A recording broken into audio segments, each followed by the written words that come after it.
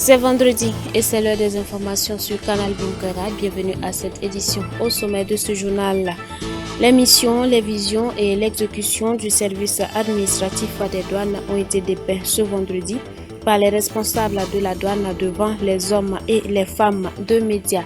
Et puis en Guinée équatoriale, c'est parti pour le premier sommet extraordinaire de l'Union africaine sur la crise humanitaire. Les conflits armés internes, les conflits intercommunautaires, les conséquences du changement climatique sont entre autres les points abordés au cours de cette rencontre. Mesdames, Mesdemoiselles, Messieurs, bonsoir. Merci de vous informer sur Canal Bunkera. La Direction générale des douanes a organisé une conférence de presse ce vendredi au cours de laquelle elle a donné des informations sur ses missions, la vision et l'exécution du service au niveau de l'administration des douanes. Plus de détails avec Gidon Tabsoba, Antoinette Beno.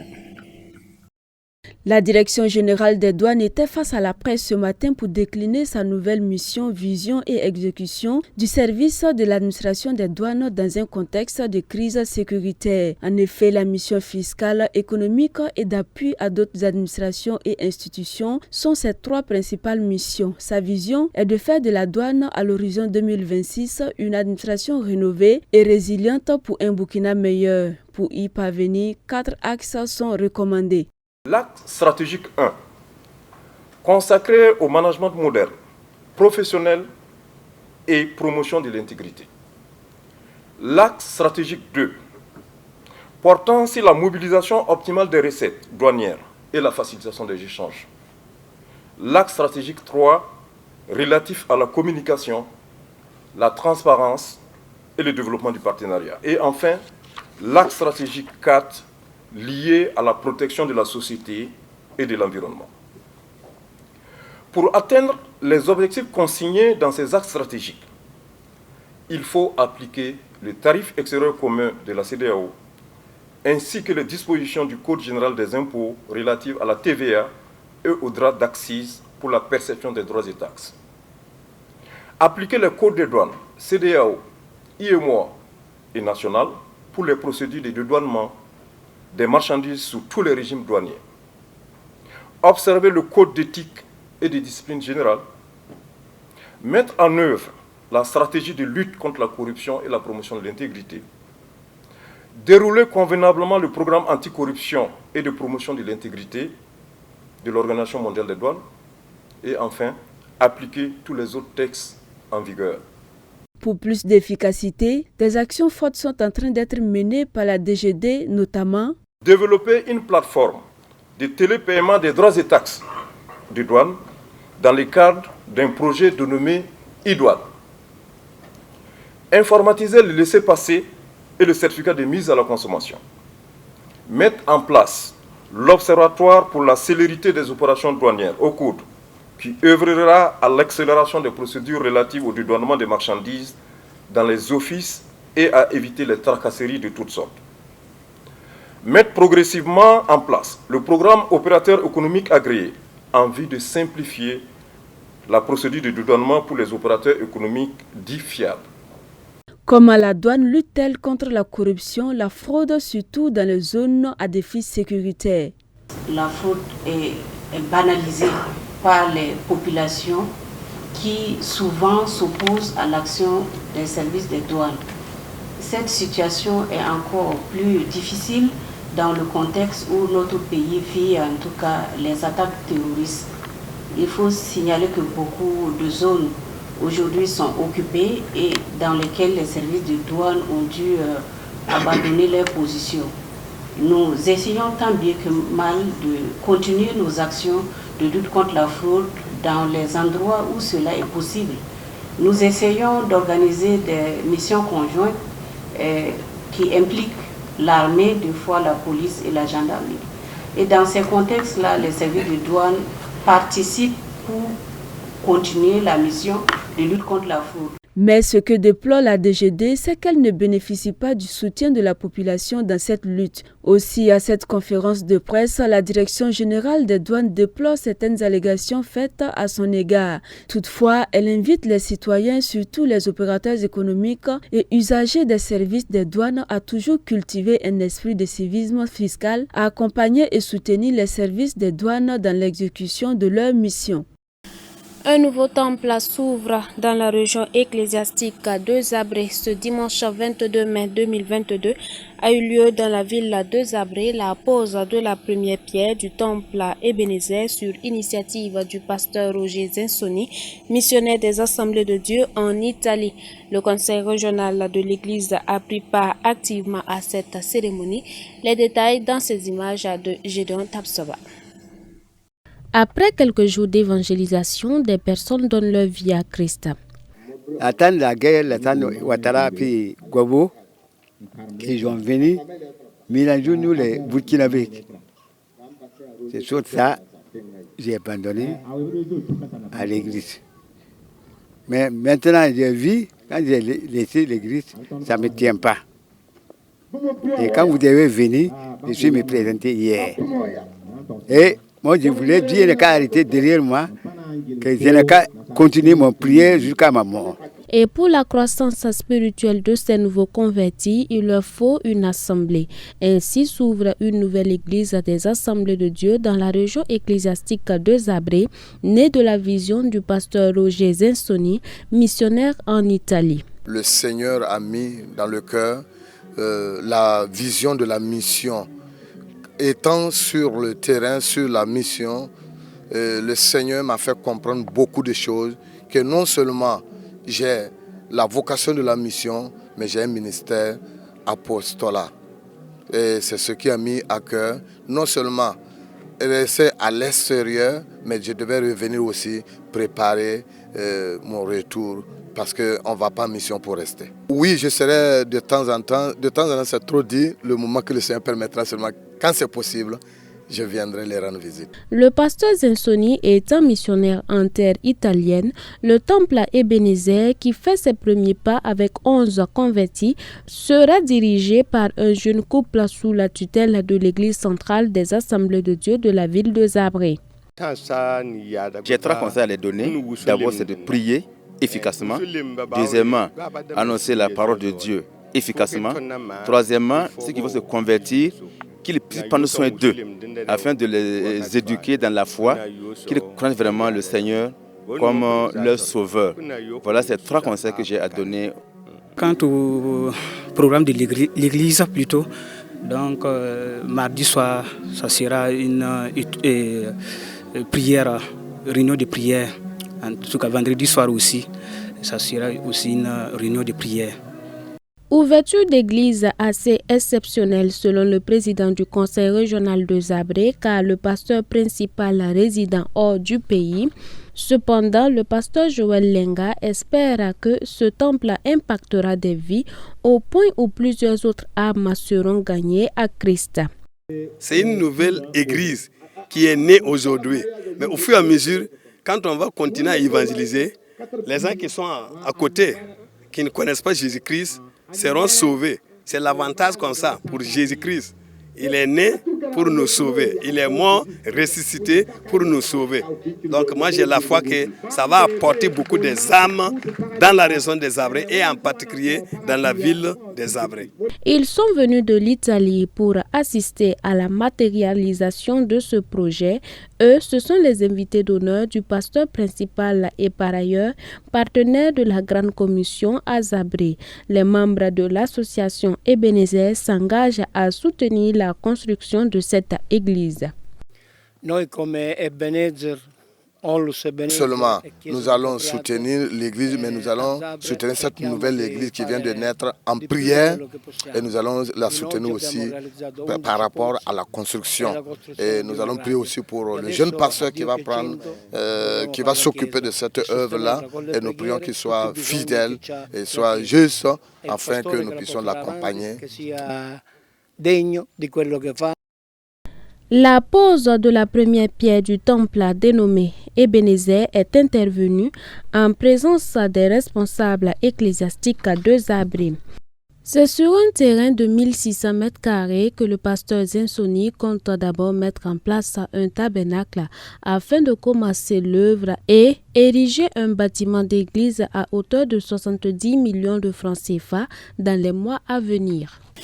Je vous l'annonçais en titre, le premier sommet extraordinaire de l'Union africaine sur la crise humanitaire s'est ouvert ce vendredi en Guinée équatoriale.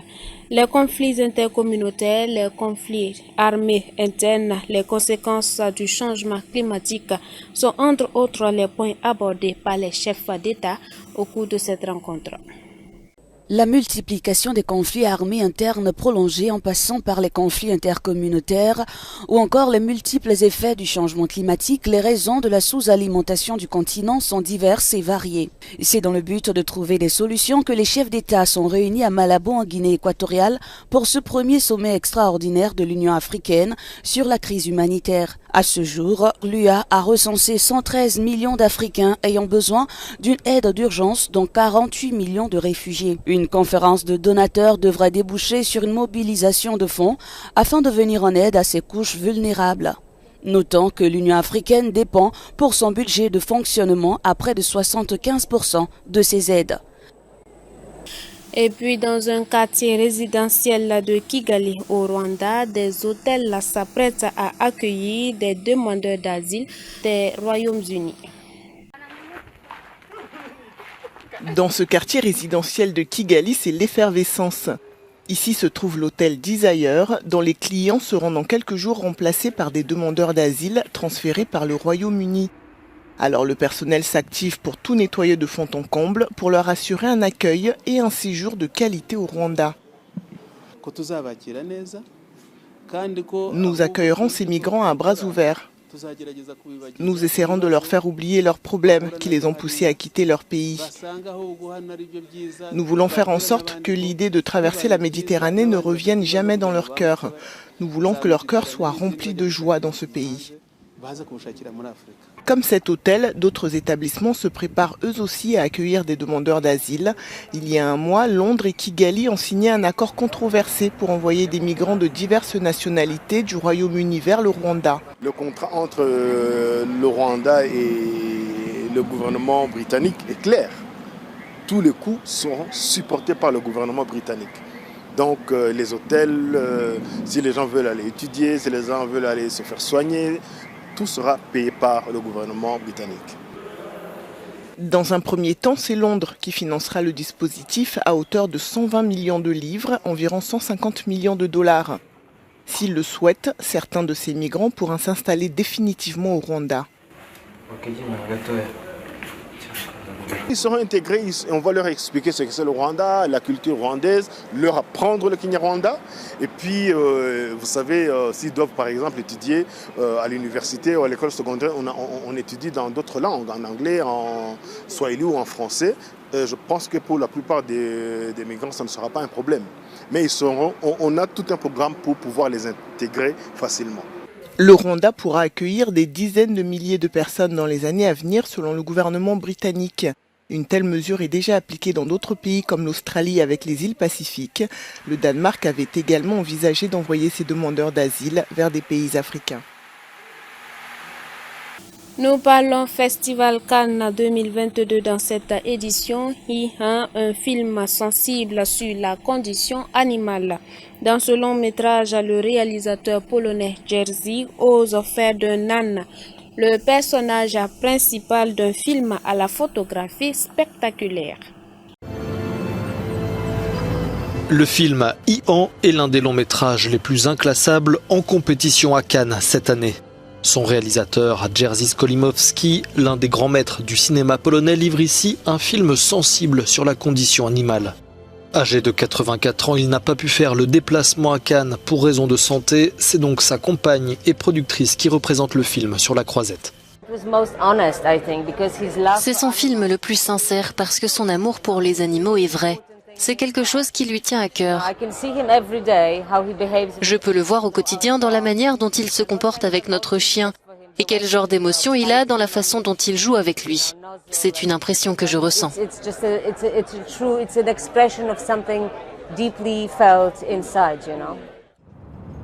Ho mangiato chili e chili di carne, centinaia.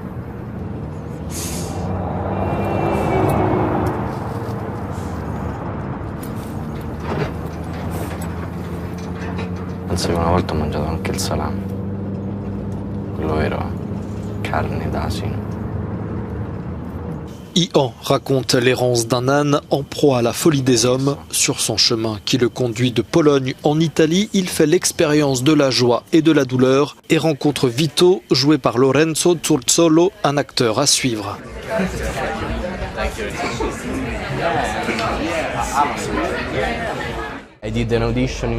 J'ai passé une audition en Italie parce qu'il cherchait un acteur italien. À la première audition, il n'était pas là, bien sûr. Et puis on a fait une autre audition avec lui. Et quand on s'est rencontrés, on s'est tout de suite trouvés. Il m'a expliqué son idée du film, son idée du personnage. Et j'étais vraiment excité parce que j'étais un grand fan de lui.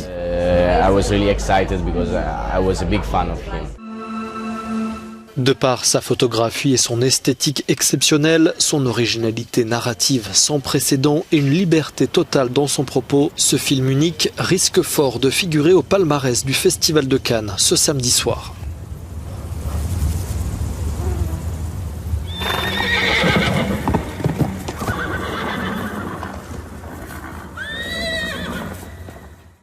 Nous parlons de nature dans cette édition. En Espagne, la réserve naturelle de Doñana se dessèche dangereusement. Inscrit au patrimoine mondial de l'UNESCO, ce parc est menacé par l'agriculture intensive des fraises. En Espagne, le parc national de Doñana, l'une des plus grandes zones humides d'Europe, se meurt. Inscrit au patrimoine mondial de l'UNESCO, ce parc est menacé par l'agriculture intensive des fraises, très gourmande en eau, une eau qui ne cesse de diminuer. En cause, réchauffement climatique et surexploitation des nappes phréatiques, souvent par le biais de puits illégaux. La surexploitation des eaux souterraines détruit les zones humides de Doñana et je suis très sceptique. Nous avons besoin de changements radicaux, des changements radicaux qui incluraient l'arrêt de la surexploitation des eaux souterraines et la fermeture des puits, ce qui doit être fait par l'administration. Nous devons arrêter de prélever autant d'eau et limiter les prélèvements actuels en les réduisant de moitié. Les cultures ont besoin de l'eau dont elles ont besoin. Dans la municipalité d'Almonte, nous avons 4200 hectares de terres irriguées. S'ils réduisent l'approvisionnement en eau de moitié, nous devrons réduire de moitié les cultures. Nous devrons réduire notre exploitation de 2100 hectares. Ce sera notre perte. Un projet de régularisation des exploitations illégales déchire agriculteurs, élus et militants écologistes. Un projet sans danger pour ce représentant de Vox. À Huelva, il n'y a pas de problème d'eau, c'est un mensonge, un problème artificiel qui a été créé. Doñana n'est pas en danger si ces travaux sont effectués. Le problème a une solution simple qui consiste à transférer l'eau de la rivière El Chanza jusqu'au comté. C'est aussi simple que cela. Cette solution a des jours comptés, car quand il y a un manque de pluie, il y a un manque partout. Le changement climatique nous affecte et affecte les bassins excédentaires. Donc ce que nous devons faire, c'est repenser le modèle Doñana. En 2014, le gouvernement andalou avait voulu remettre de l'ordre dans la culture des fraises. 9000 hectares avaient été régularisés, mais 2000 autres ont été classés comme illégaux. Première région exportatrice de fruits rouges en Europe, la province andalouse de Huelva, où se situe Doñana, produit 300 000 tonnes de fraises, soit 90% de la production espagnole. Modèle de tolérance et de coexistence dans les hôpitaux israéliens, soignants juifs et arabes n'ont qu'un seul ennemi, la maladie. Entre ces quatre murs, divisions politiques s'infiltrent rarement. Nous sommes à l'hôpital Shebat El Hashomer de Ramat Gan, à quelques kilomètres de Tel Aviv. Je crois que dès que les gens franchissent les portes de l'hôpital, toutes ces frontières disparaissent. Loa est interne en médecine au service des urgences de l'hôpital. Selon elle, ici, le personnel médical et les patients dépassent les problèmes liés aux différences religieuses et politiques. pour se focaliser sur leur métier et les soins à prodiguer aux malades. Quand un médecin arabe ou un médecin musulman vient examiner un patient, les barrières qui existent en dehors de l'hôpital disparaissent.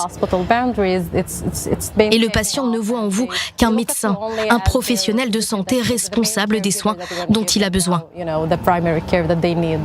Une coexistence et une coopération souvent éclipsées par le contexte politique en Israël. Pour ces deux membres du personnel de l'hôpital Sheba, la véritable coexistence repose sur la compréhension et le compromis. Nous essayons toujours de dire que c'est bien d'être différent, c'est bien d'être ensemble. Quelque chose qui, de mon point de vue, devrait être évident, mais qui malheureusement ne l'est pas. Et je pense que s'il y a encore des gens dans le monde comme Noah ou moi, peu importe ce que deviendra le monde, il sera un monde bon. Juifs et Arabes sont parfois conditionnés au sein de leurs sociétés respectives à s'appréhender sous un jour négatif, éduqués à la méfiance mutuelle. Noah, elle, a choisi d'investir son énergie à abattre ces murs et à combler ce fossé. J'organise des ateliers sur la coexistence et la sensibilisation aux autres cultures. Les médecins, les infirmières, le personnel administratif viennent, nous leur donnons des conférences, ils font des simulations avec des acteurs et se mettent dans la peau de personnes de cultures différentes pour comprendre ce que les autres peuvent ressentir. Les efforts de Noah conduisent au dialogue intercommunautaire à l'hôpital Sheba Tel HaShomer. Je donne par exemple des conférences sur la culture ultra-orthodoxe, la communauté dont je suis issue. J'explique ces sensibilités, les difficultés que nous pouvons rencontrer ici à l'hôpital. En général, j'enseigne aussi les mots que les ultra-orthodoxes utilisent. Pour certains, c'est la première fois qu'ils entendent parler de cette culture. C'est donc un outil efficace qui a un impact et qui rend l'expérience du patient beaucoup plus agréable. Sheba n'est qu'un exemple de l'impact positif que peut avoir la coopération intercommunautaire dans le secteur de la santé. Je pense que l'exercice de la médecine en Israël peut servir de modèle pour la paix, en particulier dans le contexte des événements que nous avons connus au Moyen-Orient ces dernières années. Ici, vous le voyez, le personnel, médecins, infirmières, travailleurs sociaux, diététiciens, travaillent tous ensemble dans une seule et même équipe. Nous nous entendons tous très bien et cela peut servir de modèle pour le reste du pays, pour le reste du Moyen-Orient. Noah, Lena, Loua et le docteur Ehrenberg sont convaincus que la coexistence et la compréhension sont la seule voie vers un avenir égalitaire pour Israéliens et Palestiniens. Mais ils reconnaissent que faire abstraction de l'actualité souvent violente est parfois difficile. Vivre dans un tel pays où tout ce qui se passe, tout ce que vous voyez est lié à la politique, à la religion, aux différences, ce n'est pas simple. Je pense que la vie ici en Israël est très complexe. Vous ne pouvez pas complètement gommer ce qui se passe à l'extérieur et venir ici à l'hôpital comme si de rien n'était. C'est impossible. Lena l'a dit aussi. La réalité de la vie en Israël nous accompagne partout. C'est particulièrement vrai pour elle. À l'hôpital, nous recevons par exemple les blessés des attaques terroristes. Microcosme de la composition sociale israélienne, Sheba travaille à faciliter ce dialogue parfois compliqué, voire inexistant, entre Arabes et Juifs.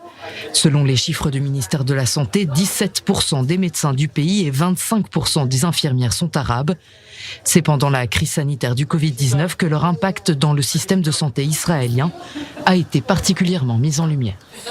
Nous sommes en fin de semaine et comme toute fin de semaine, nous méditons un verset biblique. Romains le chapitre 10 à partir du verset 17.